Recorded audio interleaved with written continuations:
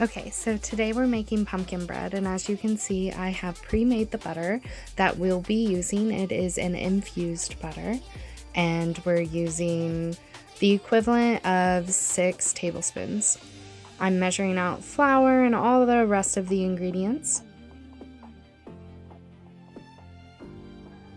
making sure to keep my dry and wet ingredients separated. Okay, so now that I've used all the flour that I can out of that jar, I've got to go find another jar of flour.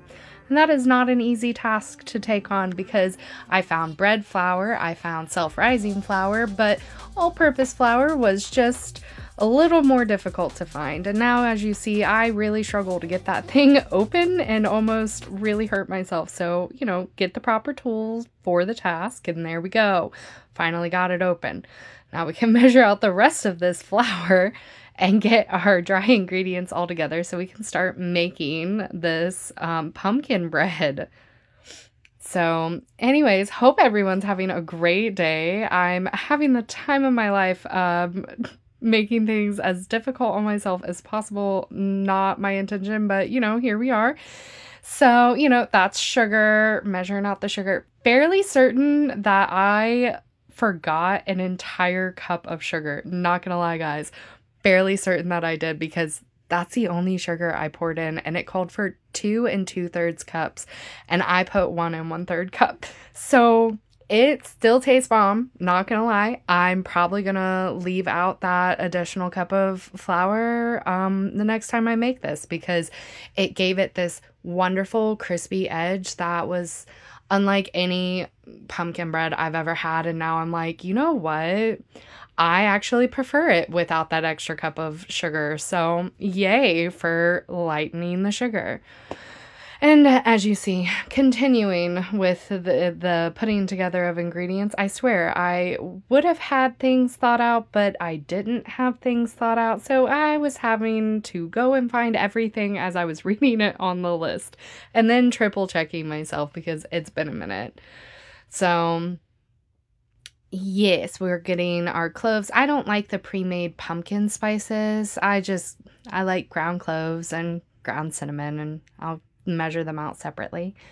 I don't typically add a nutmeg or anything like that to my pumpkin bread or my pumpkin seasonings, but I know a typical pumpkin seasoning has a nutmeg in it. Now, as you saw, I put my seasoning in with my dry ingredients and then mix that up to make sure that the seasonings are well incorporated and mixed and dispersed throughout the flour and dry mixture. So it's well incorporated once everything gets mixed with the wet ingredients. The one thing I wish I would have done that I did not do was really make sure that I mashed the butter with the pumpkin puree before I added the eggs, and next time I'll make sure I do that. So I had to keep the mixer on with the wet ingredients a little bit longer than I would have liked, just to make sure that that butter really incorporated properly into the pumpkin before I add the sugar and eggs. So anyways, as you see here, this is sugar, eggs. I always put the sugar in with my wet ingredients, and as you saw, I left out that cup. See? And I think that was the best decision or mistake that I've made, because the last time I made this exact recipe, but actually followed it and didn't negate the sugar, I had a hard time getting it to cook thoroughly. So I don't know what's up with that. So anyways, as you see here, I'm just making sure everything is well incorporated with the wet ingredients before I start mixing in the dry ingredients. And then you just have me mixing in the dry ingredients a little bit at a time to make sure that they're thoroughly mixed. And then I just let the machine do its job. So with letting the machine do its job, what are we feeling today, guys? The energy and the Aries has been crazy. Oh, and that was me just adding a splash of vanilla extract because I am using an infused butter and that has a flavor. So that vanilla extract is just sort of my way of trying to make sure that I kind of cover that flavor. Also, completely forgot to add the liquid. Yeah, buttermilk or water. I used water.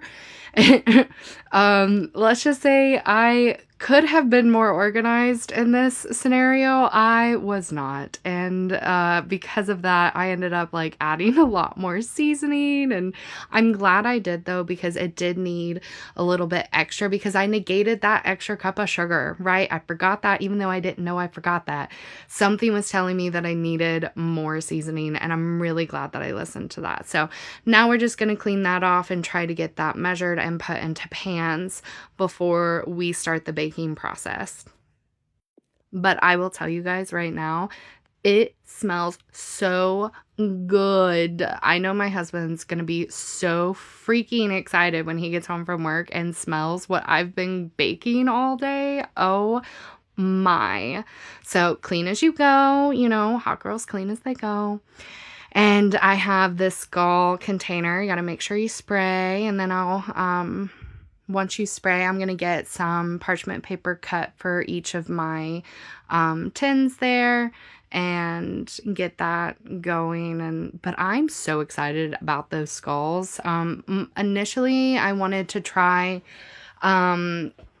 to basically have like a skull sandwich sort of thing where I cut it in half and then add my cream cheese, buttercream cheese frosting in between. But I wasn't quite sure how much of the batter would fill each one. So I did this scoop, a little trick that I use for my chocolate chip cookies. But I did this scoop where I initially started with 2 scoops in each, and I should have stopped there. Unfortunately, part of me was like, experiment. Let's just add a scoop more to a couple of them and see how they do. They really only need 2 scoops. So learned lesson, yay. And then as you see here, we're just getting those into the loaf pans. I'm trying to basically make them as even to each other as possible, which is really hard to do when you're not really measuring anything and you're just eyeballing it. But we're smoothing that out, getting everything basically level so that I can see how much is in each pan, and then just trying to scrape that pan clean. You know how it goes. So once we have that done, yes, I make sure to grab another utensil to scrape my scraping utensil off. I'm weird. It's fine. We're not talking about it. And then you give a little shake, shake, shack, shack, and a little tippity, tappity tip. And then everything gets all the air bubbles out and it kind of settles. And those are ready for the oven, which just beeped at me that it's time to go. So excited. Now that those are done, we're pulling them out and putting them on a drying rack. Look at that. We cleaned in the meantime too and reset the entire space so that we can make that cream cheese frosting. So excited about that. That pan is hot. Do not pick that up with your bare hands, Stephanie. That is ridiculous. Don't do that again. Well, I thought I could get it to fit and I couldn't, so we had to grab a second drying rack. Got that out there. So I just moved the whole thing, and I'm gonna let that silicone cool down before I try to flip those out. And we're gonna start our cream cheese frosting, which if you've ever made that, it's basically 1 block of cream cheese and then 6 tablespoons of butter. I could have used an infused butter here, but I was really not, it felt like I just really wanted a normal cream cheese frosting, if I'm being honest. So we're just doing regular butter this time. I'm gonna put the rest of that butter up because, again, it only calls for 6 tablespoons. So I made sure that those were room temperature. They were almost melted.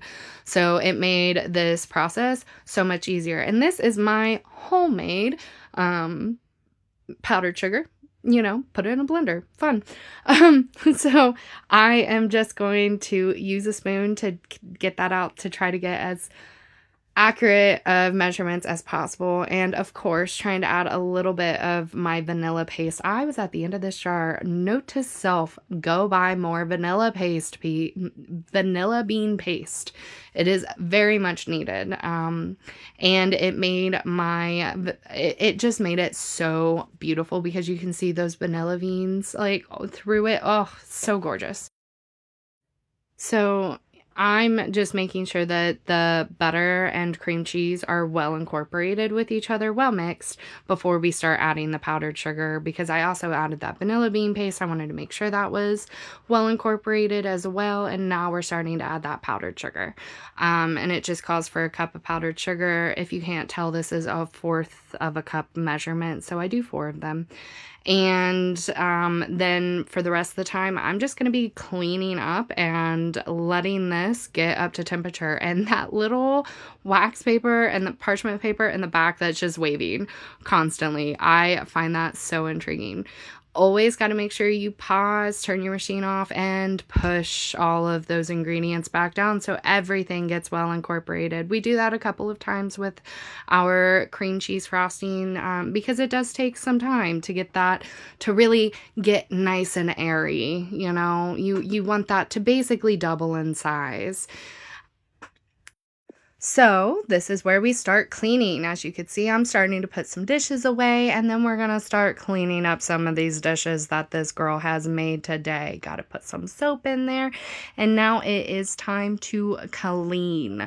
We're going to be scrubbing and scrubbing the whole time. That machine is just going. Isn't she gorgeous? She is just fabulous, like doing all of the work. Love her. Oh my gosh, so fabulous. If I could watch machines just do their thing all day, I would be such a happy girl. Honestly, I have no idea what I'm saying. I'm literally just here filling in space, but you know, we have fun. And this machine was a gift. Love it, but it was supposed to be that like seafoam green, like the spatula. Instead, this is like a baby blue. And even on the box, it said seafoam green. Okay, what are you doing, KitchenAid? This is not seafoam green. This is baby blue. This is like sky blue. This is not the same thing, right? The spatula is seafoam green, but the machine is baby blue. Totally different things, guys. Again, we push down all the ingredients to make sure that all that delicious vanilla bean is incorporated through the whole thing. Delicious. Okay, so we're getting to the point where I'm going to get my piping bag ready. Don't mind the glass. I'm just using that to hold the piping bag for me. Okay.